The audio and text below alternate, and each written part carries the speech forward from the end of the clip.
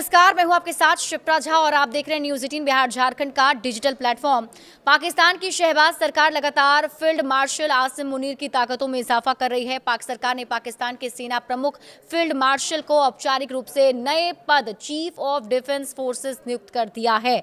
इससे मुनीर के पास अब शह के न्यूक्लियर हथियारों और मिसाइल सिस्टम को मैनेज करने की भी ताकत आ जाती है। दरअसल पिछले महीने ही शहबाज सरकार ने यह नया पद बनाया था, जिसके अंतर्गत पाकिस्तान की तीनों सेनाओं थल सेना, नौसेना और वायुसेना के बीच बेहतर समन्वय बैठाने का काम किया जाएगा। पाकिस्तान के पीएम कार्यालय की ओर से जारी एक बयान में बताया गया कि यह नियुक्ति अगले 5 साल के लिए होगी। इसके साथ ही पीएम ने वायुसेना प्रमुख air chief marshal Zaheer Ahmed Babar को 2 वर्ष का विस्तार भी प्रदान किया है। और आपको बता दें कि मई में ही हुए ऑपरेशन सिंदूर के दौरान भारत ने पाकिस्तान को धूल चटा दी। पाकिस्तान के डीजीएमओ ने अंत में आकर भारत से संघर्ष रोकने की विनती की थी। बावजूद इसके आसिम मुनीर ने पूरे पाकिस्तान में झूठा प्रचार किया कि पाक ने भारत पर जीत दर्ज की।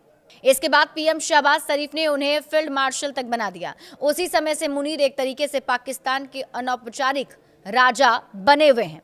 बताया जाता है कि सीडीएफ ने chairman joint chiefs of staff committee की जगह ली है। हाल ही में इस पद को समाप्त कर दिया गया था। मुनीर की सीडीएफ पर नियुक्ति पाकिस्तान के राष्ट्रपति ने उन्हें शुभकामनाएं भी दी। राष्ट्रपति की मंजूरी के बाद इन अफवाहों पर भी विराम लग गया, जिसमें दावा किया जा रहा था कि मुनीर को इस पर नियुक्त करने की योजना लंबी लटक सकती है। आपको बता दें कि मुनीर को साल 2022 में सेना के प्रमुख पद पर नियुक्त किया गया था। साल 2024 में उनके कार्यकाल को 5 साल के लिए बढ़ा दिया गया। अब मुनीर के हाथ में पाकिस्तान का न्यूक्लियर बटन भी आ चुका है। देखिए, मुनीर को चीफ ऑफ डिफेंस फोर्सेस बनाने के बाद उनके पास बहुत सारी पावर आ चुकी है। चूंकि ये एक न्यूक्लियर आर्म्ड देश में से एक है, नई और ताकतवर मिलिट्री पोस्ट है, जिससे मुनीर देश के सबसे ताकतवर मिलिट्री आदमी भी बन जाते हैं। सीडीएफ पद न सिर्फ तीनों सर्विस ब्रांच यानी कि आर्मी, नेवी और एयरफोर्स पर अधिकार मजबूत करता है, बल्कि देश के न्यूक्लियर हथियारों और मिसाइल सिस्टम को मैनेज करता है। इस पद पर आते ही मुनीर देश के सबसे ताकतवर मिलिट्री आदमी बन जाते हैं। मुनीर की पदोन्नति हमेशा विवादों में ही रही है।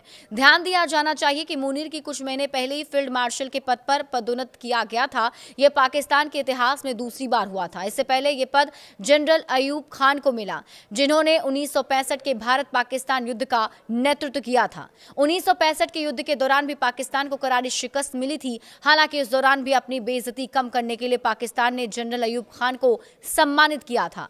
मुनीर पर मेहरबान पाकिस्तान सरकार क्यों है, अब आप ये समझिए।